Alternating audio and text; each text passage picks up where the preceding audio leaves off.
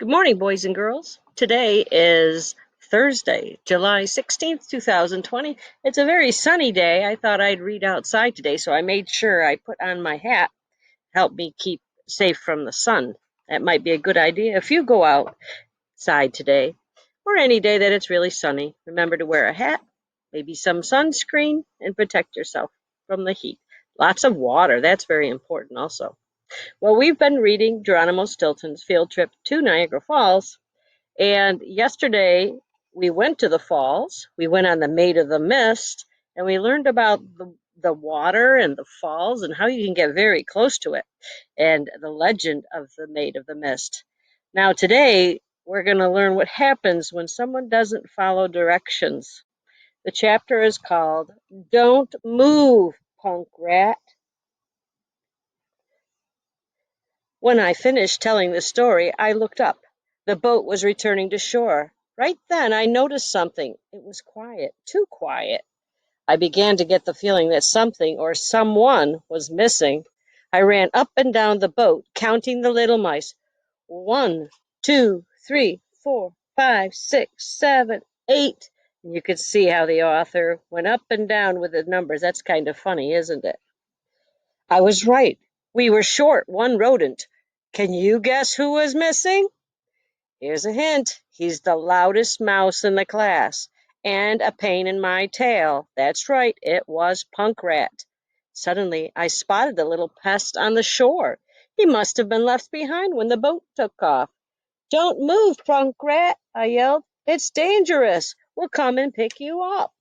Don't move. It's dangerous. And here he is. That's Geronimo, dressed in his raincoat and hood, yelling at Punkrat, telling him to stay put. But at that moment, disaster struck. Punkrat slipped on a wet rock. He tumbled into the water. He disappeared into a menacing whirlpool, and you can see how the dots go in a circle. Whirlpools are very fast-moving water and can be very dangerous. And over here we see his boat. And there's Punkrat in the water saying, "Help!" There he is near the land. Looks like Geronimo's going to save him, though. The next chapter is called A Dive in Icy Water, in the icy water. A little voice inside my head began screaming at me. "Don't just stand there, save him," it yelled. I dove into the water. That's when the other little voice began screaming. It shrieked, "Geronimo, are you crazy? You're not a swimmer. You can barely do 2 laps at the Cheddarville Y." Icy cold water soaked into my ears, my nose, even my throat. It blocked out the voices. All I could think about was saving Punkrat. I swam desperately toward him. I could see his little head bobbing up and down in the waves. His little paws waved in the air. Up and down, wave, up and down, wave.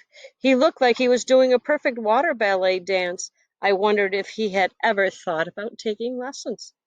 I was still thinking about water ballet when things went from bad to worse. Yep, Punkrat went under. Now, at the bottom of this book, it shows life rings. A lot of times, if people go swimming, they should wear vests.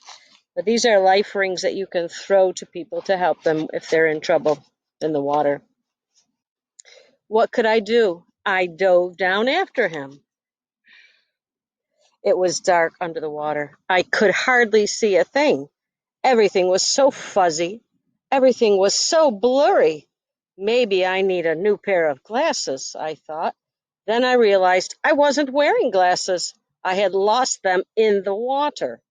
Luckily, my paw felt something. It was Punkrat's tail. I grabbed it. I pulled him up. Someone threw me a life buoy from the boat. Then they pulled us in. Cheesecake, we were saved. And that is the end of today's reading. Tomorrow we'll look at You Are Not a Mouse, You Are a Hero. I wonder why they call him a hero. Well, boys and girls, I hope you enjoyed today's reading. Tomorrow will be Friday, our last day of the second week of summer school. I hope you are having a good day, that you are safe, and you are well. Have a great day. Bye bye.